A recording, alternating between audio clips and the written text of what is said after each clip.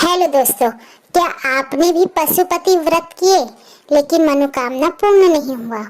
तो यह वीडियो आपके लिए। पशुपति व्रत करते समय हम कुछ गलतियां कर देते हैं जो हमें खुद ही नहीं पता रहता। कहीं आपने भी ये 5 गलतियां तो नहीं की? पहली गलती, आप जब हम शिव भगवान के लिए मीठे का भोग लगाते हैं तो क्या करते हैं, कोई सूजी का हलवा लगा देता है, कोई और कुछ, कोई सेवई लगा देता है। लेकिन भगवान शिव को चावल अति प्रिय है। आप जब भी भोग लगाओ या जब भी आप उसके लिए मीठे ले जाओ तो सिर्फ चावल का ही मीठा खीर बना कर ले जाओ। यह खीर शिव भगवान को बहुत प्रिय है।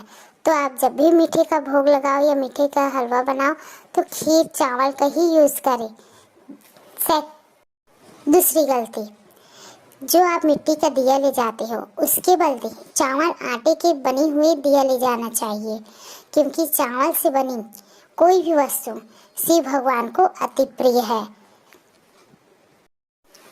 तीसरी गलती, जब महिलाएं बाल धोती है, मासिक धर्म आती है, तो हम क्या करते हैं, वह सोमवार हम छोड़ देते, उपवास भी नहीं रहते, चावल ग्रहण कर लेते हैं।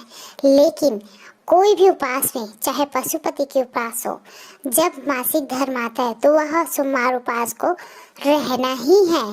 हाँ, लेकिन उसको गिना नहीं जाता क्योंकि उसमें पूजा नहीं होता। हम अगर पशुपति के बीच में अगर हम मासिक धर्म में हैं और चावल खा लिए तो पूरा 5 उपवास खंडित हो जाता है। इसीलिए हम जब भी मासिक धर्म में आते हैं तो हमें उपवास रहना है, लेकिन उस उपवास को गिनना नहीं है।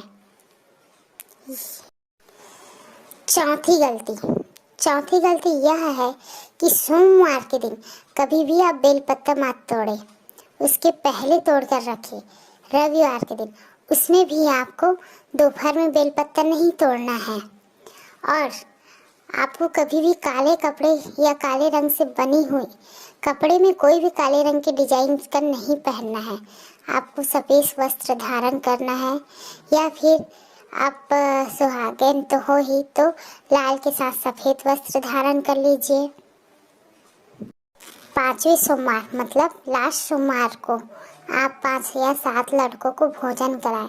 यह नहीं कर सकते तो आप बैल नंदी महाराज की पूजा कर उसको पूरा भोग लगाए, भोजन कराए। यह थी आपकी 5 गलतियाँ। याद रखिए, अगर यह आप सही कर लेते हैं तो आपकी मनोकामना पूर्ण हो गई ही। और मन में श्रद्धा रखिए और पूरा विश्वास के साथ उपवास रहिए। हर सोमवार, हर उपवास में आपको सुबह से शाम तक शिव जी का श्री शिवाय नमस्तुभ्यम का जाप करें या ओम नमः शिवाय का जाप करें। ऐसा नहीं कि आप केवल पूजा करते समय ही शिव जी को याद करें। आप पशुपति के व्रत कर रहे हैं तो सुबह से शिव जी का नाम लेते रहें। ऐसे में आपको शिव आपसे जुड़ा रहेगा। धन्यवाद दोस्तों।